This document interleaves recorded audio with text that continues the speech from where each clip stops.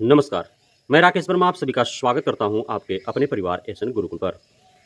माननीय supreme court के द्वारा बिहार के चीफ सेक्रेटरी माननीय सिद्धार्थ साहब को बुलावा आया है।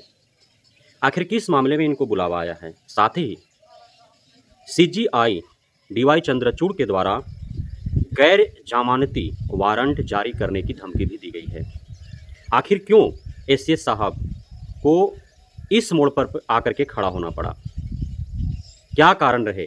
जबकि एसीएस सिद्धार्थ जो बिहार सरकार के चीफ सेक्रेटरी भी हैं, काफ़ी काबिल इंसान हैं, काफ़ी काबिल अधिकारी हैं, बावजूद इनको सुप्रीम कोर्ट के दहलीज पर जाकर के खड़ा होना पड़ रहा है और इन्हें गैर जमानती वारंट जारी करने हेतु धमकी भी दी जा रही है। यदि ऐसा कुछ होता है, यदि गैर जमानती वारंट जारी हो जाता है और ये अरेस्ट कर लिए जाते हैं, तत्पश्चात क्या होगा बिहार सरकार और शिक्षा विभाग का? बिहार सरकार तो नए सीएस बहाल कर लेगी, लेकिन शिक्षा विभाग के एसीएस के तौर पर किसे लाएगी?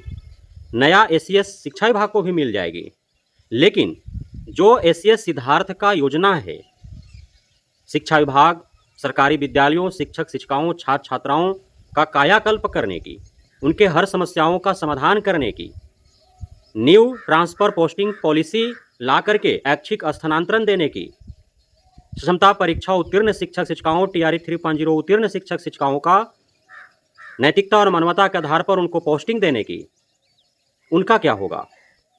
आइए हम जानते हैं कि आखिर बिहार सरकार के चीफ सेक्रेटरी सह शिक्षा विभाग के एसीएस डॉक्टर सिद्धार्थ को क्यों माननीय सुप्रीम कोर्ट का बुलाया है और क्यों डीवाई चंद्रचूड़ जी के द्वारा उन्हें धमकी दी गई है। मैं बताते चलूं आप सभी को कि न्यायिक अधिकारियों को बकाया पेंशन और सेवानिवृत्ति लाभों के भुगतान पर द्वितीय राष्ट्रीय न्यायिक वेतन आयोग अर्थात एसएनजेपीसी की सिफारिशों को लागू न करने के मामले में 18 राज्यों और केंद्र शासित प्रदेशों के मुख्य सचिवों को मंगलवार अर्थात आज ही के दिन अपने समक्ष व्यक्तिगत रूप से पेश होने के लिए तलब किया है। कौन कौन से ऐसे राज्य और केंद्र शासित प्रदेश हैं? तो बिहार, झारखंड, केरल, तमिलनाडु, मध्य प्रदेश, आंध्र प्रदेश, पश्चिम बंगाल, छत्तीसगढ़, दिल्ली, असम, नागालैंड, मेघालय, हिमाचल प्रदेश, जम्मू कश्मीर, लद्दाख, गोवा। इन सभी राज्यों के मुख्य सचिवों को सीजीआई डीवाई चंद्रचूड़ ने बुलाया है और इन्हें आज ही के दिन 10 बजे सुबह में हाजिर होना है। 27 अगस्त को व्यक्तिगत रूप से सुप्रीम कोर्ट के समक्ष इन सभी को पेश होने हैं। सीजीआई डीवाई चंद्रचूड़, जस्टिस जेबी पारदीवाला और जस्टिस मनोज मिश्रा की पीठ ने अखिल भारतीय न्यायाधीश संघ की याचिका और 22 अन्य समान याचिकाकर्ताओं को मंगलवार को सुबह 10:30 बजे सुनवाई के लिए सूचीबद्ध किया है। सीजीआई ने 22 अगस्त को ही कहा था कि मैं देख सकता हूं कि कोई ठोस अनुपालन नहीं हुआ है। किसका? एसएनजेपीसी का। उन्हें व्यक्तिगत रूप से हमारे सामने पेश होना होगा या हम उनके खिलाफ गैर जमानती वारंट जारी करेंगे।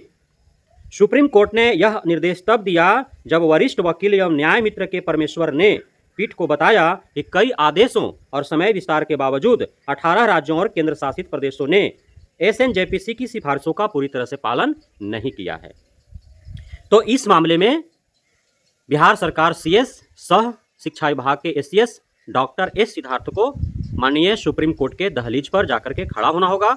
सीजीआई डीवाई चंद्रचूड़ के समक्ष उन्हें पेश होना होगा और उन्हें जवाब करना होगा कि आखिर उन्होंने क्यों लागू नहीं किया और बिहार के एसीएस के साथ साथ बिहार के चीफ सेक्रेटरी के साथ साथ पूरे भारत के 18 राज्यों और केंद्र शासित प्रदेशों के चीफ सेक्रेटरी भी वहां होंगे।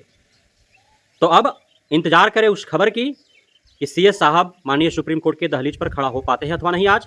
यदि नहीं हो पाएंगे तो फिर जैसा कि सीजीआई डीवाई चंद्रचूड़ साहब ने धमकाया है गैर जमानती वारंट जारी करने की, तो वो जारी हो जाएगा। उसके उपरांत फिर कानून के जद में आ जाएंगे, कानूनी कार्रवाई के जद में आ जाएंगे सीएस साहब और शिक्षा विभाग में जो भी योजनागत प्रक्रियाएं हैं फिर उसमें बाधा उत्पन्न हो सकती है।